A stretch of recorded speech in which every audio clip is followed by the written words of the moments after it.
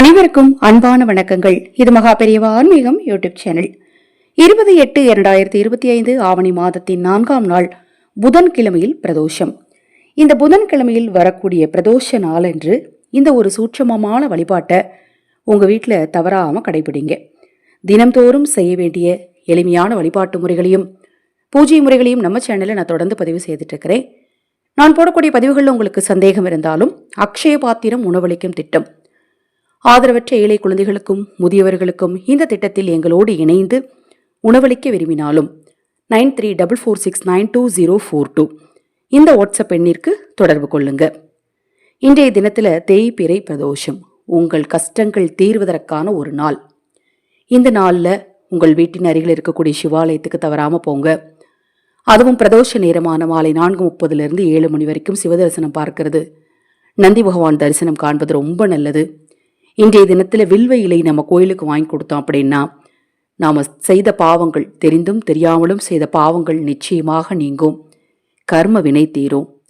இன்றைய நாளில் இந்த மந்திரத்தை நீங்கள் கோயிலில் இருந்து அமர்ந்து சொன்னாலும் சரி, இல்லை நான் வீட்டில் இருந்து பூஜை செய்வேன் அப்படிங்கிறவங்க வீட்டில் அமர்ந்து சொன்னாலும் சரிங்க. 111 முறை கையில் ருத்ராட்சத்தை அல்லது விபூதி, ஏன்னா சிவனுக்கு இது ரெண்டுமே ரொம்ப பிடிச்ச பொருள். இந்த 2 பொருளில் ஏதாவது ஒரு பொருளை கையில் வச்சுட்டு சொல்லுங்கள். பூஜை ஏறல பிரதோஷ நேரத்தில் தவறாமல் நல்லெண்ணெய் தீபம் கிழக்கு திசையை நோக்கி ஏற்றி வைக்கணும்.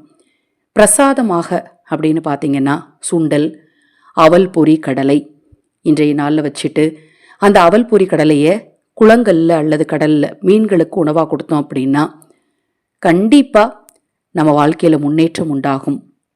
அதை மாதிரி கிழக்கு திசையை நோக்கி நல்லெண்ணெய் தீபத்தை பிரதோஷ நேரத்தில் ஏற்றுறது கூடுதல் சிறப்பை கண்டிப்பாக கொடுக்கும், தொழில் ரீதியான முன்னேற்றங்களை ஏற்படுத்தி கொடுக்கும். சிவனுக்கு பிடித்த வில்வ இலை சாற்றி வழிபாடு செய்யுங்க. இந்த நாளில் உங்களால் முடிந்த அளவு தானம் தர்மம் செய்யுங்க.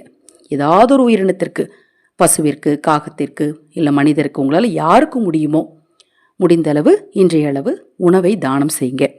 இன்றைய நாளில் நீங்கள் சொல்ல வேண்டிய 4 எழுத்து மந்திரம் மவ சிவ. மவ சிவ இந்த நாமத்தை மனதார நீங்கள் சிவனை நினச்சி சொன்னீங்க அப்படின்னா கண்டிப்பாக உங்கள் வாழ்க்கையில் இருக்கக்கூடிய எப்பேற்பட்ட துன்பமும் நிச்சயமாக தீரும். இந்த மந்திரத்தை சொல்லி முடிக்கும் போது உங்கள் மன ரீதியான குழப்பங்களும் நிச்சயமாக தீரும். இப்போ நான் சொன்ன தகவலில் உங்களுக்கு ஏதாவது சந்தேகம் இருந்தாலும் வாட்ஸ்அப்பில் கேளுங்க. தொடர்ந்து நம்ம சேனலை பாருங்கள், இன்னும் எண்ணற்ற பதிவுகள் தொடர்ந்து வர காத்திருக்கு. அனைவருக்கும் எனது அன்பு வணக்கங்கள்.